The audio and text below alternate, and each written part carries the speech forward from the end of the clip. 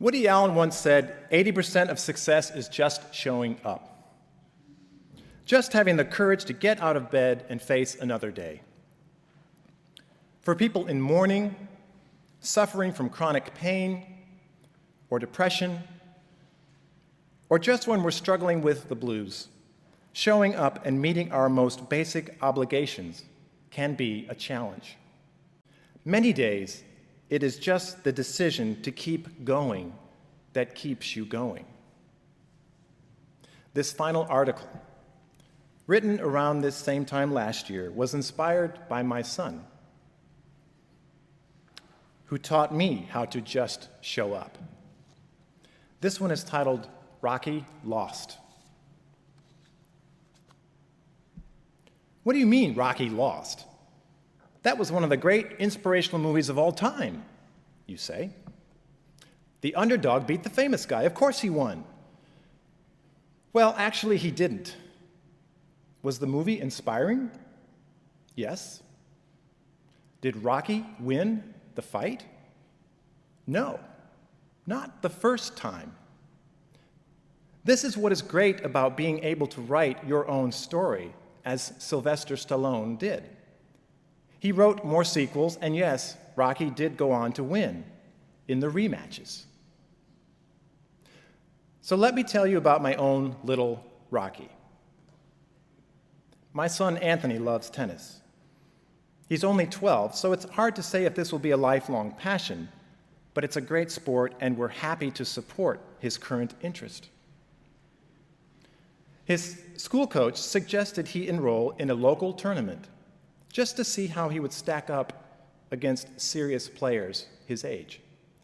He was really excited about the idea, so we went online and signed him up.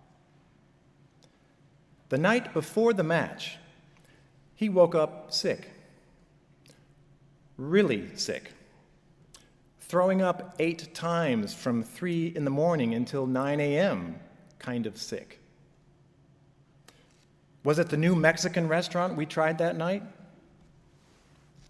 The pound of frozen yogurt he ate after that?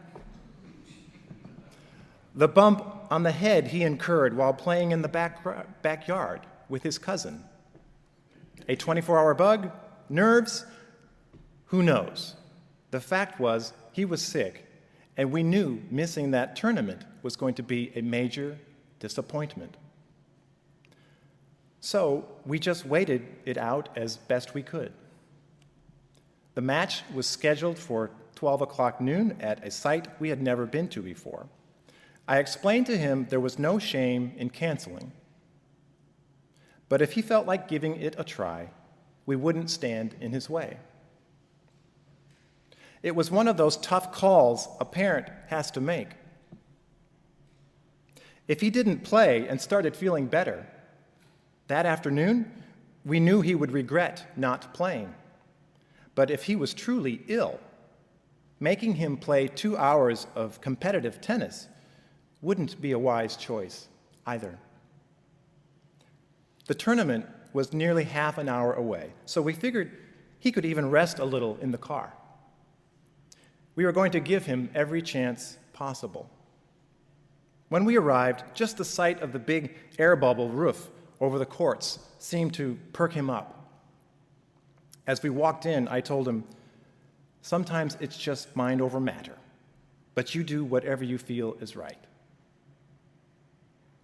The man in charge explained he would be playing a real match, 6-game sets, best 2 out of 3. Uh-oh. Somehow we thought the winner would be the first to win 8 games, like his school matches. Still, though clearly not 100%, he was undaunted.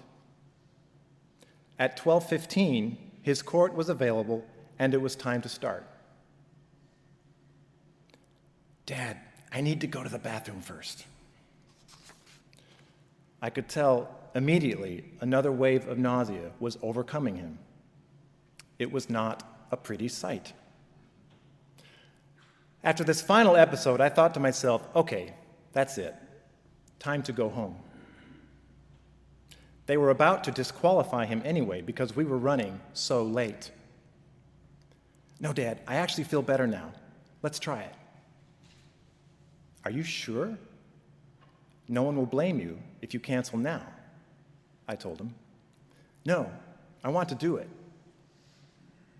Okay, I said, if you only play one game, you'll be a hero to me. Off he went. The other kid was a good player and clearly more experienced, but they went at it for over an hour. I watched Anthony hit a few warm-ups, but when he smashed his first return with that beautiful backhand he already has, tears came to my eyes, and I fought them the rest of the match. The score was 6-love, but it was one of those games that didn't look like a blowout. The other kid just had a little more speed and more tournaments under his belt. And I'm pretty sure he didn't spend the previous night throwing up. Anthony was scheduled to play a consolation match later in the day, but he finally decided he had had enough, and we took him home. We are blessed with an able-bodied young man, so this was not someone overcoming a lifelong disability like the Special Olympians that inspire us all. Still, I don't think I will ever witness a more graceful, dignified, understated display of simple determination than I was privileged to watch that day. He is my son.